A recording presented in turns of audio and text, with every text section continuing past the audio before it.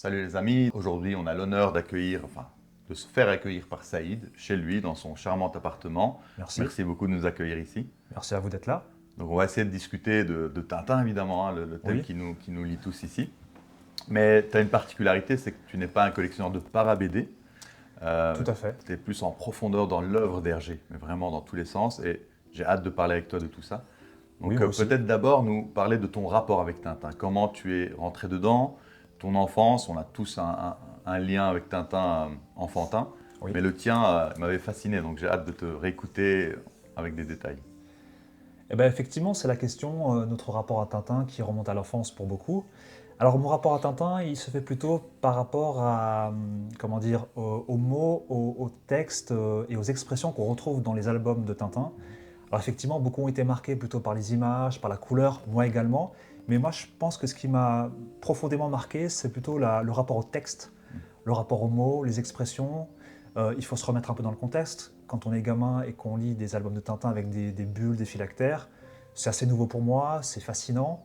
Donc je pense vraiment que mon premier rapport, ça a été un rapport plutôt textuel, C'est les mots. étonnamment, oui. Et quel âge tu sais un peu remonter ça? Oh écoute, alors moi je suis né en 87, je dirais que j'ai commencé à les lire en 92, 93, à 5-6 ans, ou un peu plus peut-être. C'est marrant, donc à 5-6 ans, plus les mots que les couleurs et les...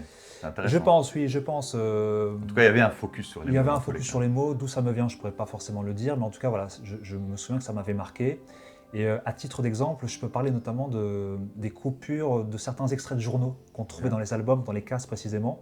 Et moi, à l'époque, je sais que ça me fascinait de pouvoir lire un extrait de journal dans une case, parce qu'encore une fois, remettons-nous dans le contexte. Quand on est gamin, dans les années 90, les adultes lisent des journaux, Ouais, peut-être plus qu'aujourd'hui, je ne sais pas. certainement. Et donc voilà, moi qui n'avais pas forcément accès aux journaux, ben, le fait de lire un extrait de journal dans une case de bande dessinée, c'était fascinant. Ouais, Voilà. un enfant qui fait un peu quelque chose d'adulte, quoi. Lire Ouais, un il y avait un peu de journal. ça, effectivement. C'est vrai, c'est intéressant. Et donc voilà, moi ce que j'aimerais dire par rapport à mon rapport à Tintin, c'est vraiment un rapport donc textuel. Et je peux parler d'un bouquin qui évoque cette dimension-là, le bouquin de Jan Battens, qui a écrit un livre qu'il a intitulé Hergé écrivain. Voilà, je peux le montrer un peu plus précisément. Et je pense que c'est l'occasion aussi voilà, de mettre en avant cette dimension-là, cette dimension textuelle. Parce qu'effectivement, la ligne claire dont on parle très souvent, c'est pas que les images, c'est pas que les dessins, c'est aussi lié au texte et aux mots. Voilà. Clairement. Tu peux nous en parler peut-être rapidement? Oui, je peux simplement dire qu'il a mis en avant la dimension littéraire et il explique qu'on peut très bien aborder Tintin et les albums de Tintin à partir d'une approche textuelle. Textuel. Et donc, il développe ce propos-là dans le Intéressant. bouquin. D'accord. Donc, j'invite tous et toutes à le lire pour ceux qui seraient intéressés à se pencher sur cette dimension-là. Mais c'est vrai ce que tu dis là, parce que Hergé finalement travaillait aussi bien le dessin avec une précision et avec l'intelligence qu'il fallait pour mettre en image. Oui. Mais l'importance des mots, l'importance des dialogues dans l'œuvre est extrêmement importante aussi. Ouais, elle est centrale. Il a toujours Absolument. travaillé, il est très central, il a toujours travaillé à ce que ce soit cohérent avec le dessin, à ce que le découpage soit bien clair au niveau du scénario, à ce que soit bien mis en avant les propos. Donc je crois qu'il y a vraiment une assistance et sur le dessin et effectivement sur les mots. Ouais. Et ça me paraît important de le dire parce qu'on ne le dit pas forcément très souvent. On revient souvent sur la ligne claire en imaginant, en tant que dessin, effectivement, en imaginant plutôt le dessin, les images. Mais je pense que moi, la ligne claire, c'est aussi effectivement la clarté des mots. Ah ouais. Et puis on peut ajouter un autre point. Rappelons-nous, chers amis, que dans les années 90 est arrivé le dessin animé. Et on a eu la chance de baigner à la fois, de lire à la fois les bandes dessinées et de regarder les dessins De animés. mettre des voix aussi. De mettre des voix. Et Thierry Vermut, qu'on a rencontré grâce à vous, chers amis, au 1er mars dernier aux ADH, La rencontre. expliquait qu'effectivement, lui, pour interpréter la voix de Tintin, il s'est dit une chose, si Hergé c'est la ligne claire, moi il faut effectivement que je sois la voix claire. Effectivement. Et effectivement, quand vous regardez le dessin animé quand vous êtes petit, et même aujourd'hui, il y a une clarté de la voix de tous les personnages en général, mais en particulier Tintin. celle de Tintin. Limpide. Elle est limpide, Non elle est équivoque. fluide, elle est très claire, il y a une Ouais. qualité du vocabulaire, une qualité des mots, et tout ça est assez fascinant. C'est vrai. Je pense qu'ils ne vont pas abandonner les recherches. Il nous a fallu 3 jours pour trouver ce bateau. Et à présent, Moule Pacha doit savoir que nous avons pris la mer. C'est le souci de précision plus générale d'Hergé. Hein. D'ailleurs, si on reste dans les mots, ou les idéogrammes, même dans Lotus Bleu, on en a parlé moi et toi, c'était une superbe capsule. Tout à fait. On voit que les publicités, les panneaux en arrière-plan, tout est travaillé réellement, avec des vrais mots, des vrais... Donc toujours ces mots qui qui montre une précision chirurgicale où rien n'est laissé au hasard. Et je pense qu'on peut dire que Hergé était un amoureux des mots. Moi, j'aime à le penser, et voilà, je pense qu'on peut aussi le dire par rapport à son œuvre globale. D'accord. Oui. Voilà. Alors, on va basculer vers une autre question. Donc, on a tous un album favori, c'est presque une question. Alors, juste avant celle-ci, juste terminer peut-être, je me Oui, permets, bien sûr. par rapport à mon rapport à Tintin, juste ajouter peut-être un point. Ce qui m'a aussi marqué, c'est comment dire, c'est le fait de trouver en Tintin un héros qui est sensible au traitement d'autrui. Et ça, petit, je pense que ça m'a aussi marqué, et ça me marque et ça me plaît toujours aujourd'hui. Effectivement, Tintin est un héros qui ne ferme pas les yeux sur l'injustice, ou en tout cas quand il est face à une situation d'injustice, il a tendance à réagir. Ouais. On peut prendre l'exemple du Lotus Bleu que tu citais à l'instant, effectivement on en a déjà parlé, quand il reprend Gibbons, qui est un industriel occidental qui s'en prend un tir de pouce-pouce, injustement, et Tintin réagit en expliquant à ce monsieur qu'il n'a pas à agir ainsi. Idem, on peut prendre l'exemple de Zorino. Zorino, dans le Temple du Soleil, se fait agresser, se fait attaquer, même humilié par deux hommes, et Tintin réagit. On peut évoquer aussi les Tziganes dans les Bijoux de la Castafiore, c'est vrai. les Romanichels ou les Tziganes. Tintin est un peu gêné par la situation de ces populations-là et refuse qu'elles soient, qu'elles vivent à côté des ordures. C'est intéressant parce que cette impulsion humaniste t'anime beaucoup et avec la discussion sur le Lotus Bleu, c'était central chez toi. Ah oui, clairement. Manchourie, Japon, etc. C'était C'était aussi présent. Tout à fait. Donc, absolument. Du coup, je devine un petit peu ta sélection, mais on en parlera après. Bien sûr. J'ai une question avant d'aller vers celle-ci. C'est toujours ce dessin animé que tu as évoqué. Est-ce que c'est beaucoup le dessin animé aussi? À quel moment, enfin, entre les albums et le dessin animé, est-ce que d'abord tu t'étais beaucoup approfondi dans les albums, tu as tout lu, ou vraiment c'est arrivé quasiment en même temps? Parce que moi, comme j'ai dit dans une des vidéos, c'est d'abord le dessin animé, bizarrement. Alors moi, je pense que c'est arrivé en même temps. D'accord. Je pense que j'avais les deux en même temps, et je pense que je prenais autant de plaisir à lire les bandes dessinées et regarder les dessins animés. C'est arrivé en même temps parce que ça correspond plus ou moins à l'époque. Moi, dans les années 90, j'avais 5, 6, 7, 8 ans. Et le dessin animé est arrivé en Europe et en France, il me semble, en 92. Oui, c'est ça. Si je ne dis pas de bêtises. Hein.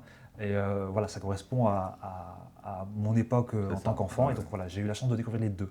Mais je sais que j'étais fasciné par les deux. Il n'y avait pas une préférence chez moi. D'accord. Voilà. Parfait, c'est intéressant. C'est peut-être la petite différence. Enfin, j'ai l'impression, en fonction de l'époque où on est né exactement, soit on a coïncidé avec le dessin animé, Oui. Ce qui m'a fait évidemment remonter aux albums très vite. Mais je reviens à la deuxième question. Un album favori, on en a tous un, et sûrement que ça parle de quelque chose en nous. Oui. Et je sais que toi, c'est Coq en stock. Alors Tout à c'est fait. un choix un peu étonnant, ou en tout cas rare, Oui. mais j'ai hâte de découvrir les raisons et d'en parler avec toi. Donc, je t'écoute. Oui, écoute, je suis ravi de pouvoir en parler parce qu'effectivement, Coq en stock est un album dont on ne parle pas toujours dans la tintinologie, ce que je peux comprendre. Mais pour autant, moi, c'est un album qui m'a beaucoup marqué étant petit et encore aujourd'hui. Et ce que j'aimerais faire avec vous, là, si vous le permettez, c'est qu'on en parle un petit peu. Il y a un thème principal qui me tient à cœur, mais avant d'évoquer ce thème principal, j'aimerais vous partager quelques éléments qui me paraissent intéressants à citer dans l'album. Si c'est déjà dans la couverture, tu peux la montrer à la Bien caméra sûr. et en parler comme ça. Alors, c'est pas dans la couverture, mais je peux au moins montrer le fac-similé de Coq en stock. Hein. Alors, j'ai plusieurs éditions, hein. Enfin, j'ai plusieurs albums de Coq en stock, mais j'ai pris celui-ci. D'accord. Alors, je peux commencer peut-être par une scène un peu cocasse, un peu rigolote. Je ne sais pas si tous les tintinophiles connaissent cette scène-là. Il est fort possible que oui. Mais sachez qu'au début de l'album, nous avons Haddock et Tintin qui décident d'aller dans un café pour prendre un verre. Vous vous souvenez de cette scène-là? Oui, un peu. Brièvement.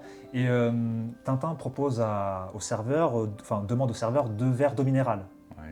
Et Tintin s'absente pendant quelques instants. Et quand il retrouve le capitaine Doc, celui-ci a à la main un verre dans lequel il n'y a pas d'eau minérale. Un peu différent. Il y a autre chose, effectivement. On le voit là, je peux le montrer peut-être à la caméra. Donc là, alors je vais essayer d'être un peu plus clair.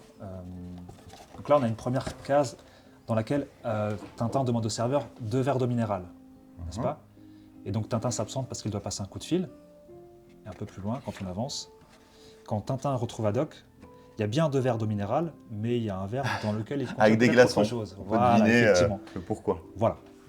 Je ne sais pas si cette scène était connue, mais... Le petit filou avait passé une commande. En douce. Voilà. Intéressant. Donc voilà, ça c'était pour la petite boutade. En dehors de ça, je peux évoquer Abdallah, le jeune Ouais. Abdallah que moi j'aime beaucoup, qui est parfois un peu décrié comme un enfant turbulent, ce qu'il Oui. est. Moi, c'est un garçon que je trouve charmant, malgré tout. Touchant. Touchant, aussi. il a un côté humain, effectivement. Et sachez que Hergé s'est inspiré d'un bouquin pour donner ce prénom Abdallah. Il s'est inspiré de ce bouquin-là, d'Albert Londres. Albert Londres, qui était un des grands reporters du XXe siècle avec Joseph Kessel.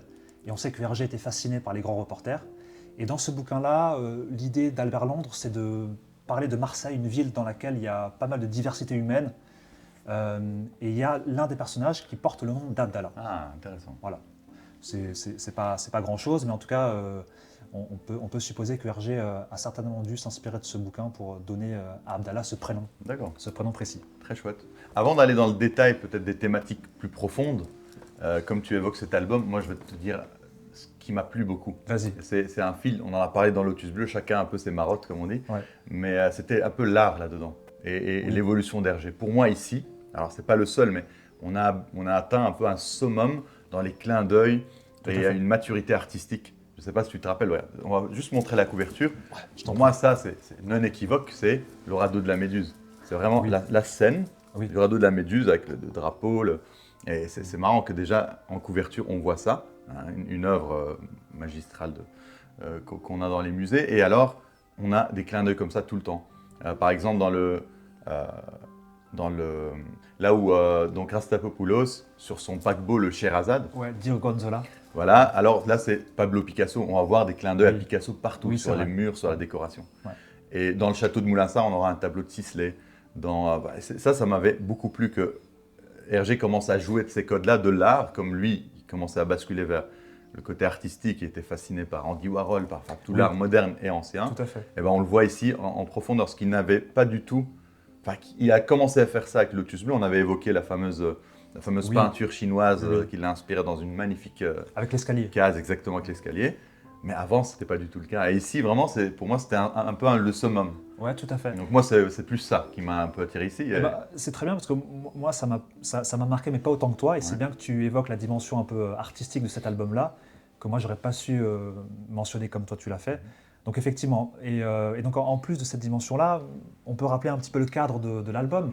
C'est un album qui se situe dans un pays imaginaire qui est le Kémed, ou l'Arabie kémédite, Ouais. ça dépend. Le Kémed, c'est un pays imaginaire, c'est une sorte de pétromonarchie qui se situe en mer Rouge, avec sa fameuse capitale, Vadezda, qui nous vient du patois bruxellois, il me semble. Hein. Oui, Marolia, c'est du Marolia. Voilà, c'est du marolien Ouais, précisément. tout à fait. Voilà. Donc on Tu sait que as Hergé, dit pétromonarchie, ça m'a rappelé, mais juste Vas-y, je encore t'en pour prie. aller plus loin, le refuge où Rastapopoulos fuit, c'est une inspiration de Petra en Jordanie aussi. C'est Exactement, tu tout vois à fait. ça Tout n'a à rien à voir Petra, mais j'ai pensé aussi encore une référence artistique. Alors c'est pas Rastapopoulos, c'est l'émir Ben Khalishezab qui se retrouve Oui. dans le site de Petra. C'est Ben Khalishezab, effectivement, c'est l'émir la du façade, Kemed. La façade, c'est ça. t'as C'est raison. l'émir, Ah, c'est Rastapopoulos, c'est vrai, ouais, c'est vrai. tout à fait. C'est le père C'est vrai, d'Abdallah c'est qui s'est réfugié dans, C'est vrai, dans c'est ce vrai. site-là. On peut en parler rapidement, c'est le site de Petra en Jordanie. Petra en Jordanie. Voilà, effectivement, c'est magnifique. Donc oui, Vadezda, la capitale du Kémed, moi ça me marque et donc j'en ai fait carrément le nom de mon blog, hein, la plume de oui. Vadezda, effectivement.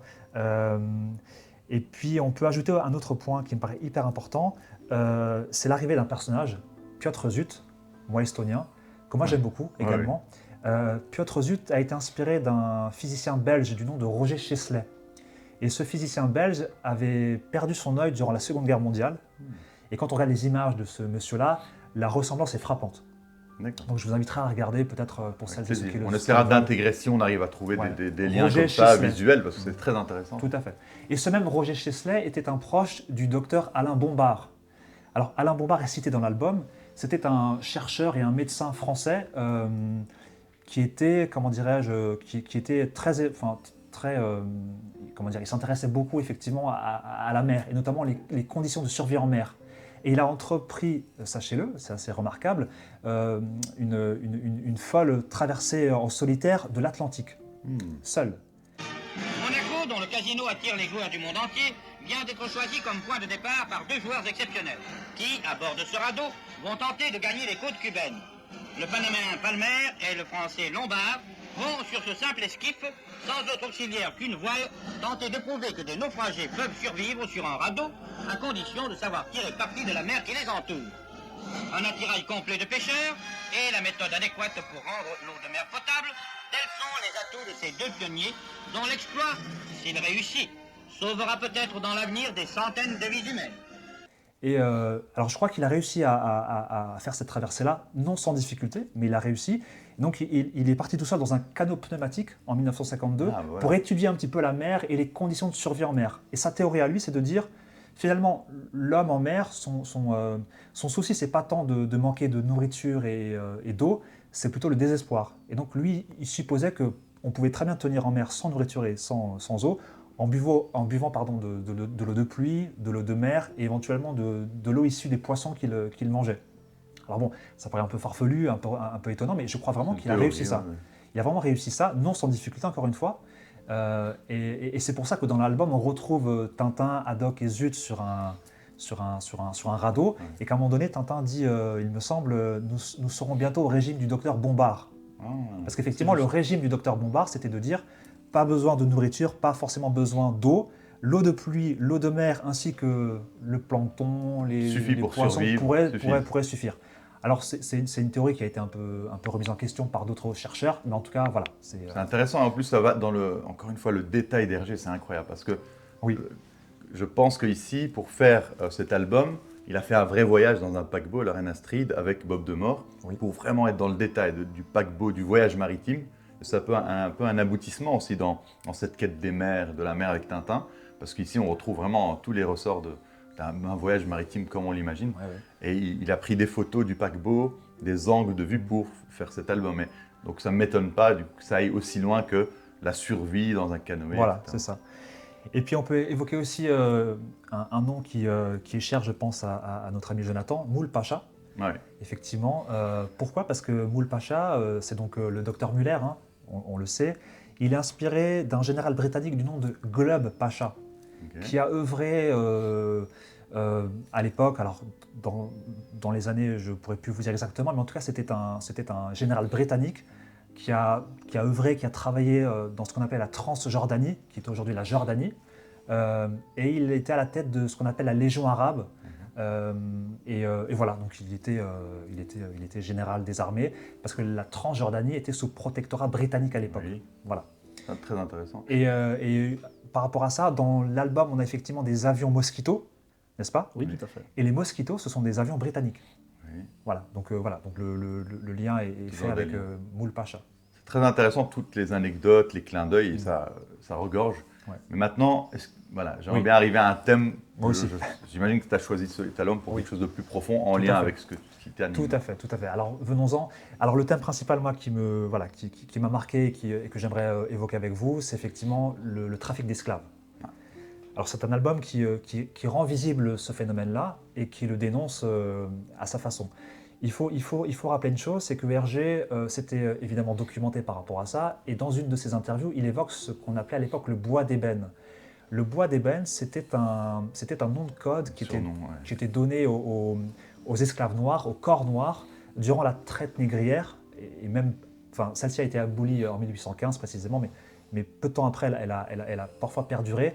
Et pour qu'elle puisse perdurer, il fallait donner un nom de code aux corps avec lesquels on voulait commercer. Et donc le nom de code des négriers de l'époque, des marchands d'esclaves de l'époque, c'était le bois d'ébène. Et donc voilà, là on voit à nouveau jusqu'où est capable d'aller Hergé pour se documenter et pour faire le lien avec ce phénomène qui était l'esclavage qui perdurait encore à l'époque. Et donc ce bois d'ébène est le nom de code qui a été donné aux marchands d'esclaves. Et Hergé le reprend à travers le nom de coq en stock, puisque dans l'album, on retrouve effectivement des pèlerins réduits au rang d'esclaves qui sont emmenés à la Mecque pour être vendus en tant qu'esclaves. C'est le fameux, la traite négrière plutôt arabe entre Yémen et péninsule arabique, qui était quand même à ce moment-là encore importante. D'actualité. Voilà. C'est intéressant, je voulais te poser la question sur le titre, donc tu y viens tout seul. Ouais. Donc coq en stock, c'est un peu une référence pour toi aussi Moi, je me suis toujours demandé, coq en stock, de quoi parle-t-on ? Dans l'album, Tintin dit à un moment donné, Capitaine, est-ce qu'il y a du coq à bord ? Et Haddock ne sait pas trop quoi répondre, il me semble. Et moi, je pense qu'il a voulu faire un clin d'œil à ce nom de code, bois d'ébène, tu vois, en disant, il y a du coq à bord, coq en stock, il y a de la marchandise en stock, précisément, puisque la marchandise se compte en stock. Et on peut même supposer, ça c'est une hypothèse que je fais, mais on peut en discuter, que le mot coq en anglais signifie charbon. Bon, le charbon c'est noir, donc bon. Ce qui serait cohérent finalement Toujours un lien avec voilà. l'esclavage et la traite c'est ça. négrière. Et avec je dirais le stock, si je montre qui met, Bien sûr. qu'il y a sur le Ramona. C'est ça, voilà. Donc moi, pourquoi coq en stock? Il reprend le nom de code, voilà, coq en stock, et puis peut-être un clin d'œil, une référence au charbon. C'est vraiment en anglais, intéressant, mais voilà. est-ce que Hergé l'aurait évoqué d'une manière ou d'une autre dans les interviews? Moi, je ne l'ai pas trouvé, ça, Ok. pour être tout à fait honnête. Je sais qu'il, dans une de ses interviews en 1960, je crois, avec une télé canadienne, il évoque l'inspiration du bois d'ébène. Ok. Il l'évoque très clairement, je pourrais retrouver la vidéo Mais si vous alors, voulez. c'est probable, vu Voilà. que ça aussi, c'est une manière Tout à fait. d'appeler, de donner un surnom. Une autre histoire qui s'appelle Coq en stock et dans laquelle il est question d'esclavage, le bois d'ébène, qui existe encore, paraît-il, maintenant. Très intéressant. Et voilà, donc... Bon, j'imagine, étant petit, c'est pas ça qui t'a animé, non, ce thème-là. non, venu bien sûr, c'est venu plus tard. approfondir petit à Mais petit. j'avais quand même compris qu'il y avait une injustice Oui. qui a été vécue par ces pèlerins.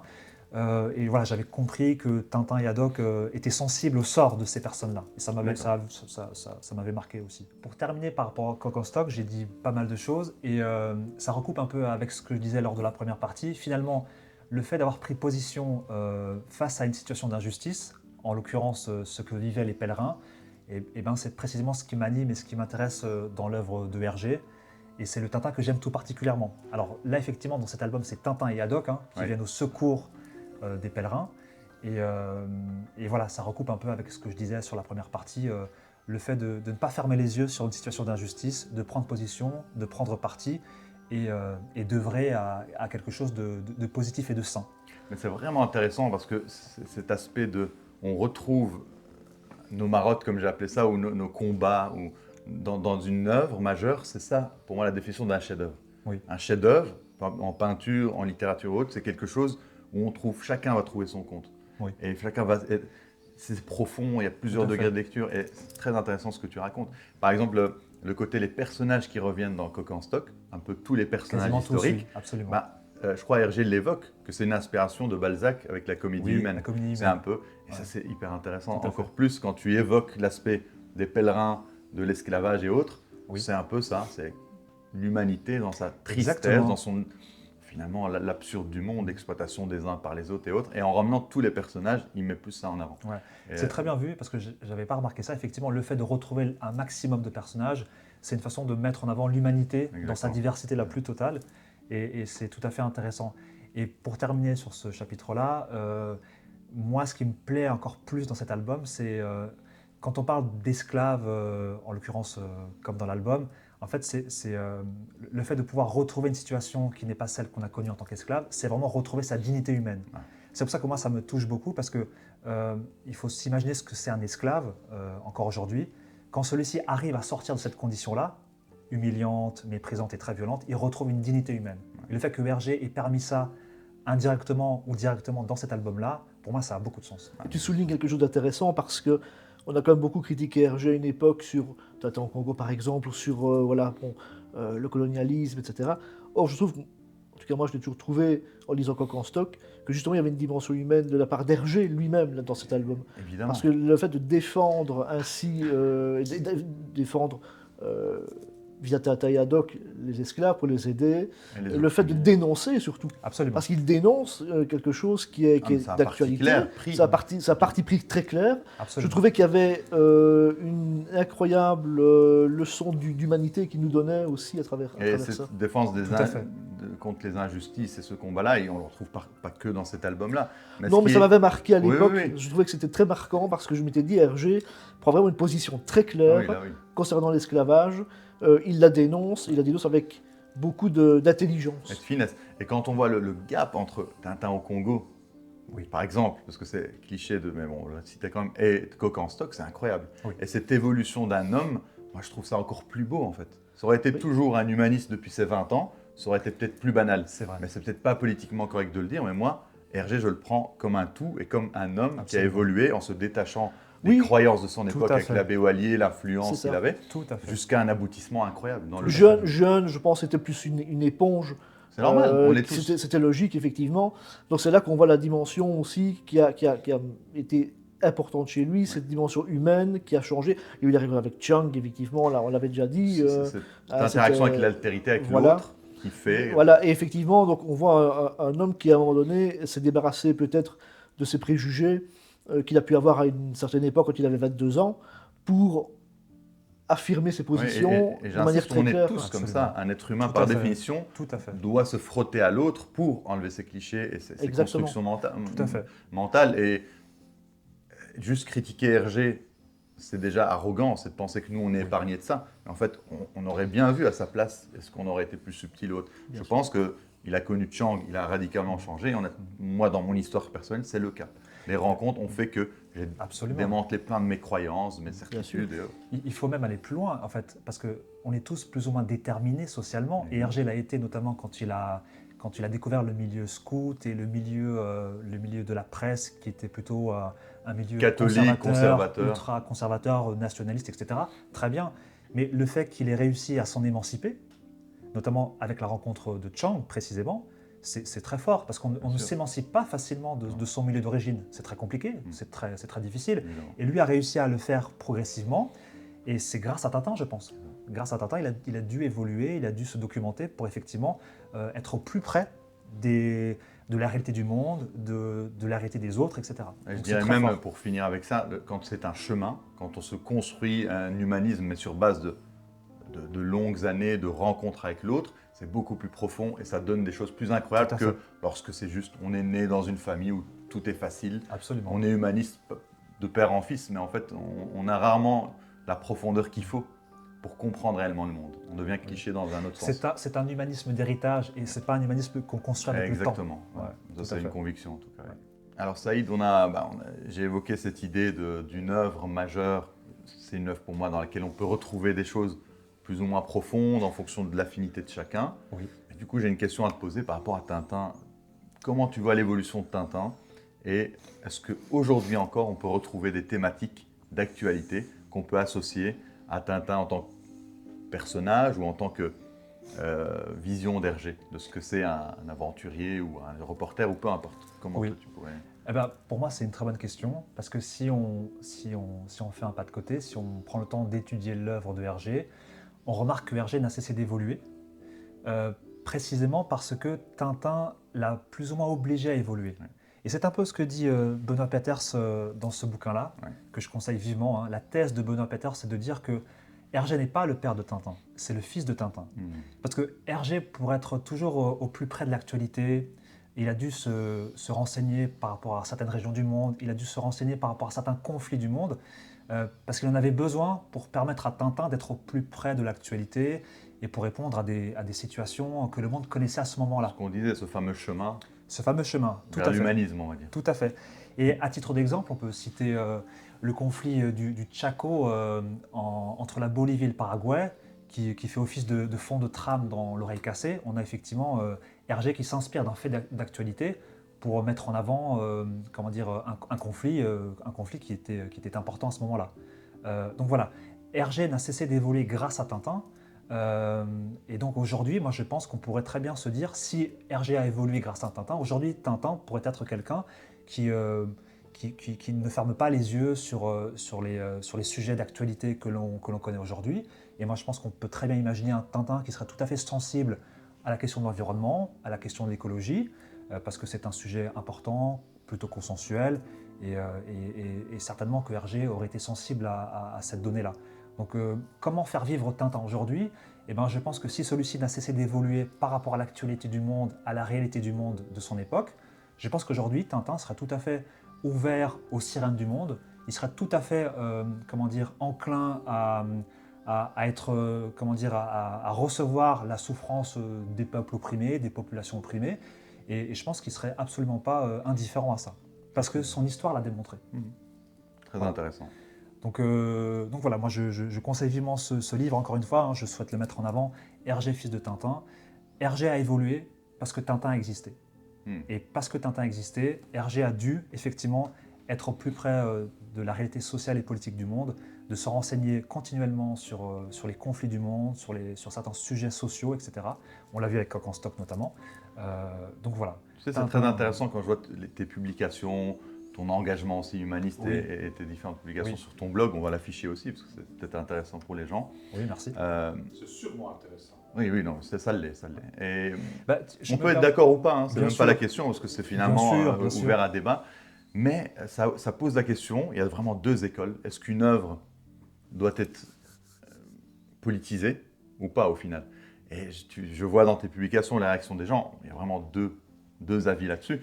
Par exemple, Tintin aurait pu juste se cantonner dans cette sphère-là de BD, d'amusement, de divertissement. Tout à On fait. ne doit pas le mêler au sujet d'actualité parce qu'un sujet d'actualité ne fait que polariser les gens. Ce que je peux entendre. Par contre, pour moi, Hergé lui-même a fait le choix de l'engagement. Oui. C'est pour ça que peut-être que dans cette œuvre en particulier, on devrait s'engager. Mais après, c'est qu'un avis. En fait, moi, l'héritage que j'ai de Tintin, c'est quelqu'un qui s'est engagé. Mais après, moi, je comprends tout à fait l'idée de protéger, entre guillemets, Tintin de l'actualité, même si, selon moi, l'œuvre a démontré le contraire. Hergé a démontré qu'il était sensible au monde et qu'il se servait du monde pour réaliser son art. Il a imprégné son art des réalités du monde. Souvent à contre-courant, Souvent avec à le Lotus contre-courant, bleu. principalement avec le Lotus bleu, on est bien d'accord. Et donc moi, l'héritage que je fais de Tintin, mais c'est personnel et ça n'engage que moi, et j'invite chacun à faire comme il l'entend. Moi, ce qui me plaît, c'est d'imaginer Tintin aujourd'hui à l'aune de ce qu'il a été durant l'évolution de Hergé. Et Tintin a été quelqu'un qui a toujours œuvré de façon humaniste, avec ce souci de l'altérité, le souci de la rencontre. Et moi, j'aime imaginer que Tintin aujourd'hui serait un personnage qui ne serait pas indifférent à tout cela. C'est très intéressant et dans tous les cas, il faudrait accepter la différence, tout à les fait. discussions, les débats et pas se focaliser là-dessus. Je pense qu'il y a plus grave dans le Tout à monde fait. que Tout à est-ce fait. que Tintin peut être utilisé pour nos discussions. Mais voilà, c'est très Et intéressant. c'est pour ça qu'il faudrait même dire qu'il ne doit pas être politisé, quelque part. Alors, il y avait eu un bouquin qui posait la question, était-il de gauche ou de droite? oui. Oui. Voilà, effectivement. Or, moi, je crois qu'il faut aller au-delà de ça, justement pour son côté humaniste. Mm. On ne peut pas le situer ni à gauche ni à droite. Donc, je dirais que c'est une œuvre qu'il ne faut pas politiser, alors que certains essaient de le faire. Hein. Mais c'est une Donc, grande question politisée, c'est pas juste gauche de droite. Dès lors que tu dis Tintin aurait été écologique, c'est politisé. Tu vois. C'est Mais politisé, est-ce que c'est grave au final? Je pense Ben, pas. Moi, je chacun me fait ce qu'il demande veut. quand même si ce ne serait pas alors l'enfermer dans une case, donc qui va plaire à un groupe, pas plaire à Mais un Hergé l'a autre. fait. Avec le Alors, Lotus bleu, il l'a déplu Hergé à l'a- beaucoup de gens. Hergé Tout l'a à fait, fait, il a tout pris à fait. position. Maintenant, est-ce que... L'Occident était pro-Japon, Oui. Hergé absolument. était anti et finalement il l'a fait quand même. La question à se poser, ce serait est-ce que Ça, il dit Hergé juste- était de gauche ou de droite, mais est-ce que Tintin, lui, a une appartenance politique? Or ça, moi, je ne suis pas convaincu. Non, moi je Ça dirais pas dépend qu'il a... Ça veut dire quoi politique, voilà.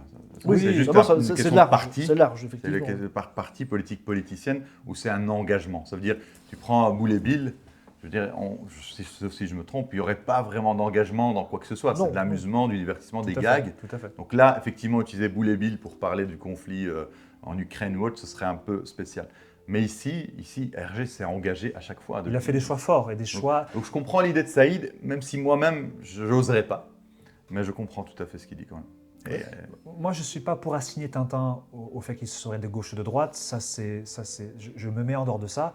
Je dis simplement que l'engagement de Hergé via ses albums, on a parlé du Lotus bleu, l'engagement vis-à-vis des pèlerins dans Coq en stock, l'engagement vis-à-vis des tziganes dans Les bijoux de la Castafiore, qui n'est pas anodin, faut-il le rappeler, c'est un engagement qui est important. Et Hergé n'a pas été neutre. Il n'a pas été neutre dans sa volonté de défendre ou de visibiliser certaines populations. Donc aujourd'hui, est-ce qu'on pourrait se servir de Tintin pour s'engager pour des causes qui nous semblent nobles, justes et humanistes? Je pense que oui. Ça, c'est mon point de vue. Après, chacun chacun fait ce qu'il chacun veut. Et de fait toute comme il façon, il n'y a l'entend. pas une bonne réponse. Bien sûr. C'est très intéressant d'entendre vos avis là-dessus. Et en tout cas, j'étais ravi de discuter avec toi. Je ne sais pas si tu as encore un dernier mot à dire avant de clôturer cette belle capsule.